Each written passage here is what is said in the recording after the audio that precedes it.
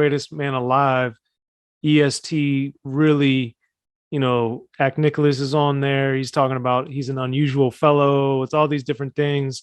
Even the ism type of stuff is going on in there way early in the game. So for you as a producer, and since you didn't grow up with E.S.T, you're getting to know him over this time as a rap fan, as a producer, as a group member. Like when you would be hearing this stuff, what was your reaction? What were you thinking? Well, he, as far as the usual fellow, he is exactly that because he'll come up with ideas that's like, "Damn, what would make you even think of that?" You know what I mean? Far as the isms and all that, we both used to talk like that. As we got to know each other, we used to talk like that when we were around people. Like improving the groove, and it's a part where I say, "Y'all ain't the shit in this until I smell in this. All you niggas in this." Now I'm basically saying, "Y'all ain't the shit till I smell you." You know what I'm saying? So we used to talk like that anyway, and it just kind of ended up on records. You know what I mean? So what made you get on it, improving the grooving? ES ES wanted me and Wood to say something on it. He's like, "Man, y'all need to say something on this." Like, and he says, I thought to this day I still think my voice sounds funny as hell on that record. I cringe every time I hear my talking part, but but he wanted us to say something on it. No, but I thought that was one of the best parts of improving the grooming because it was one very unexpected, but then it also added this layer of like, man, these dudes are doing their own thing. They're all the way over here, Yeah, So I thought it was dope. But I've never been a really vocal person. You know what I mean? Like I'm like Silent Bob to ES. Even when we're in the radio, like he's saying the gang and stuff. I'm on the sideline. Yeah, fair right. enough. So like for me to even do all that was a stretch for me because I was always kind of behind the scene, but it did catch on. People were saying it at shows, and it was a couple bootleg shirts that actually had the sayings on the back of them with our pictures that Arista claimed they ain't had nothing to do with, even though the artwork came out before we actually saw the artwork on the album, same pictures and everything. Go figure. But Hmm. it is. Well, also on the Greatest Man Alive single, the B side is the Straight Up, and I was wanted to know from you on the production side. You have the harmonica on there, which of Mhm. course in '88 was very unusual to have on a rap song. Do you remember why ES wanted to do that, or why you thought that would work sonically? But the harmonica, Yeah, um, I put the harmonica in there because I was a fan of Stevie Wonder. because you were what? Fan of Stevie Wonder and Stevie Okay. Wonder. Put the harmonica. I took a little blast from him playing something, and I put it in there. Also, coming to my own, I was also a fan of Marley Marl, and Marley Marl used to like Poison, or Kane. So I kind of incorporated another artist that I like and use the sound, the throw in there just to offset to give it a little bit more texture. But I was in a lot of different music, like even the intro that I forgot the name of the group, Crimson something. The very beginning of the Straight Up. I remember when we did that, and these guys was in the studio, like, who would ever thought of using that? But I used to listen to everything, man, everything. Like Hmm. nothing was taboo. Rock, reggae, house, you name it, I was in it, like listening to it. Hmm. And also on Straight Up, EST references once more. You hear the dope stuff. So uh, did you guys ever? Did he ever make a big deal about like kind of referencing the old songs? Because I know he does it a couple times throughout your guys' discography. Is that something he just likes to do, or is that a special thing you guys wanted to do or talked about? I don't think he deliberately referenced it like that. I think it was a fly line, and I may have grabbed it and put it in something after that. You know what I mean? It's like we were new. So for me to be sampling other people came at a cost, and it affected our budget. So it's like I sample us. Gotcha. What we gonna do? Get an argument with us? Hmm. So said something fly that was in a verse, I soloed the verse, you know, uh, act nigga is one. or or whatever. And I throw it in something else where it fit. Okay. And then also with when original styling's coming out, I also remember seeing around this time, well, chronologically I saw it later, but I learned later that it came out around this time, the City Beat Hilltop Hustlers mini album with you guys and Cool C with the Mm, Beggars Banquet yeah. thing that I guess was a European release. Hmm.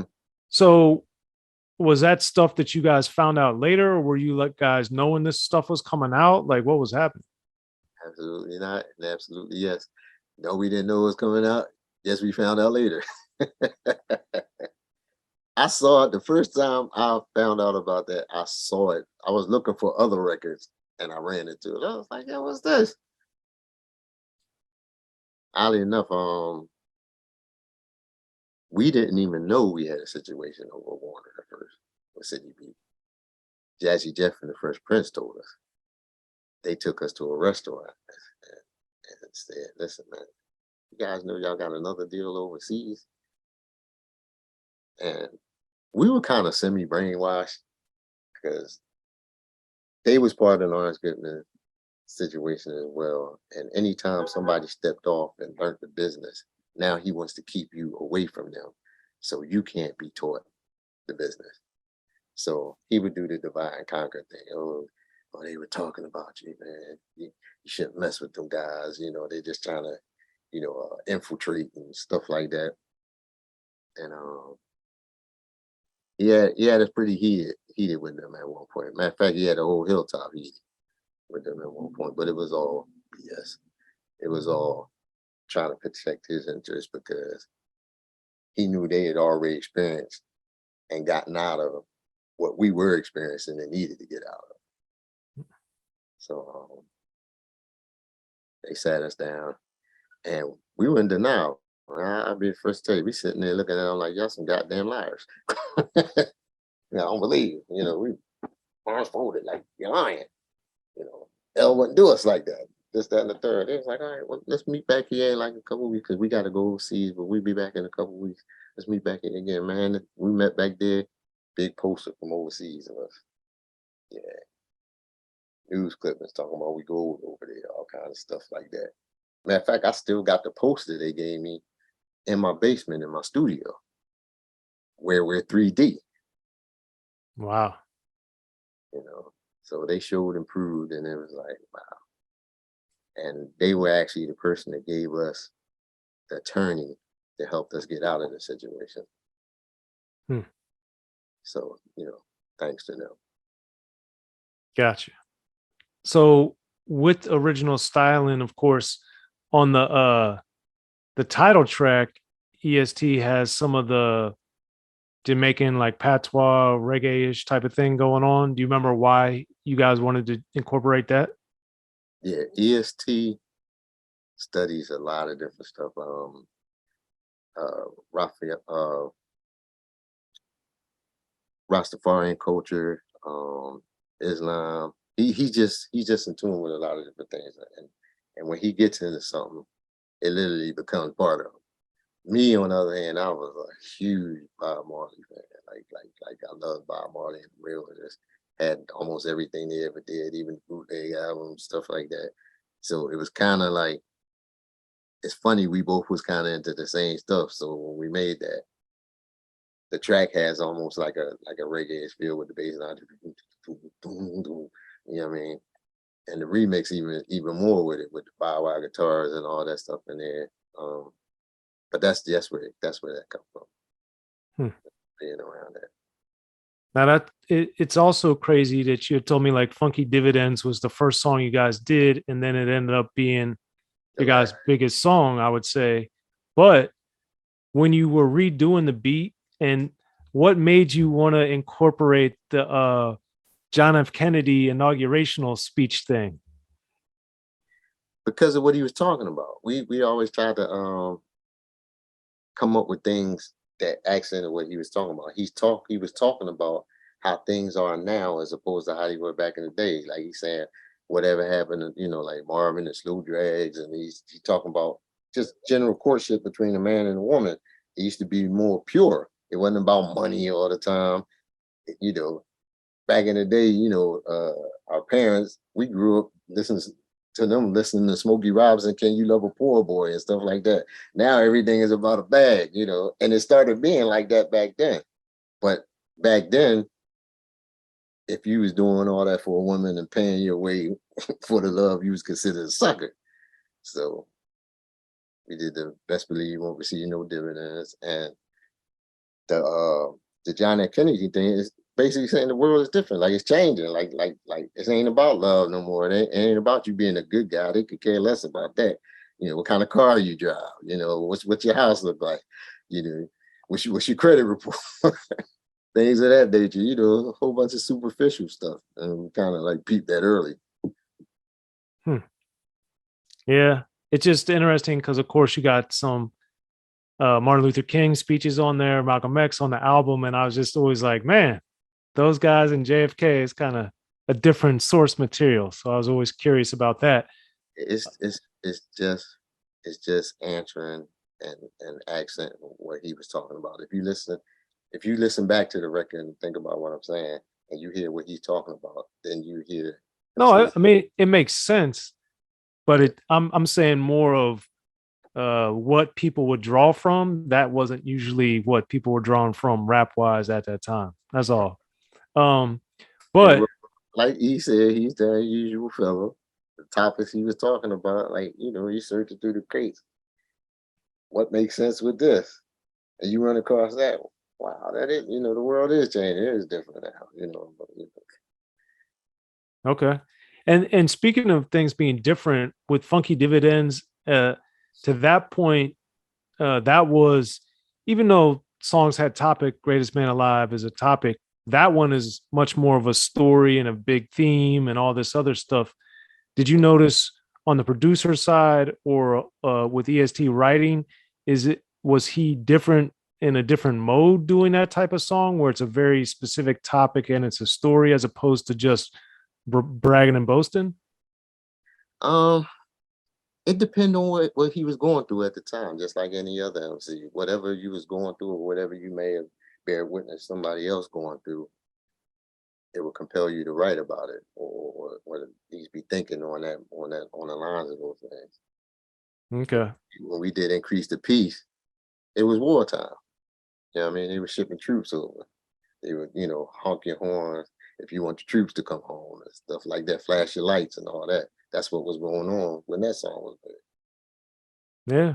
And that one was also on the One Voice Pride thing that Roughhouse had put out. And you had, I know Joe the Butcher had done stuff with you guys. So, with some of the mixes with Greatest Man Alive or remixes or what have you. So, when another company starts wanting to, use your stuff or work with you, like how does that affect what you're doing? And it actually comes out, unlike I'm gonna get you, sucker. That it actually happens. What does that mean?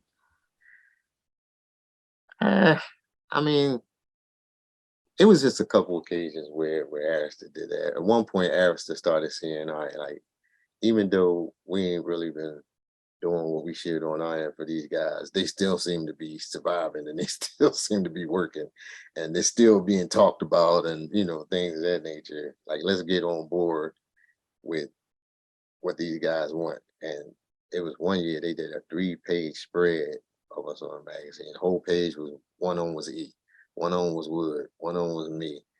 And as quick as they got on board with that, next thing you know, the cat that wanted to get on board, next thing you know, he loses his job. Somebody else was replacing him. He got his own crew and committee of friends that had their own artists, and now it's back to the same stuff. It was crazy, man. It was a real crazy time. Yeah. We seemed to salvage. We still made a name for ourselves. We still good. That's for sure.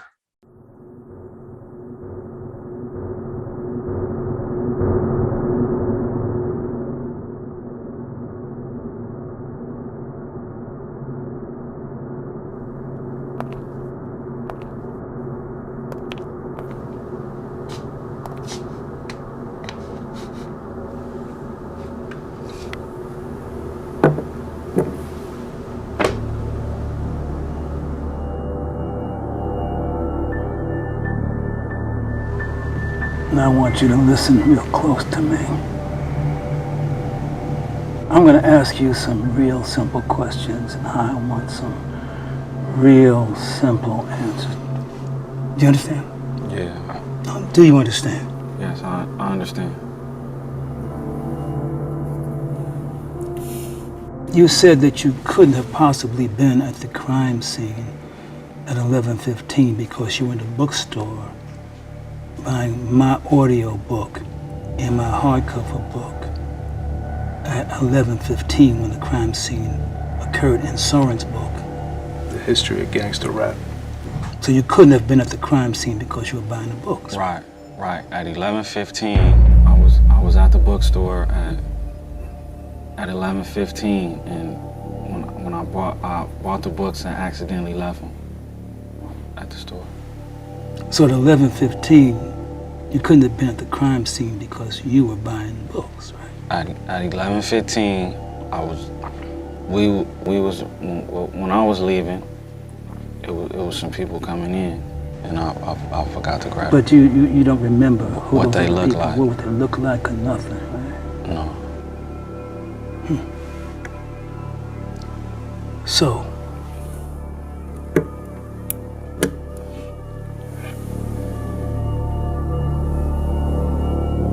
at 12:15, you in the bookstore buying my audio book and hardcover book and Soren's book at 12:15. So you couldn't have been at the scene because you were buying the books, right? Yeah.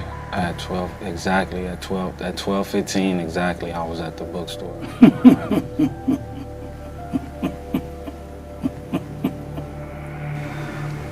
Now you see. You know you done fucked up. Which No, one? first you said you were at the bookstore at 11:15, and then you said it was 12:15. You know you done fucked up. He fucked up. Yeah, you fucked up. You fucked up. Man, you confusing me, man. So, you get my book, my audio book, 40 years, and Soren's book, History of Gangster Rap, and if you don't, you know you done fucked up, right? Man, the more those cops ask me questions, the more I wish I bought them motherfucking books.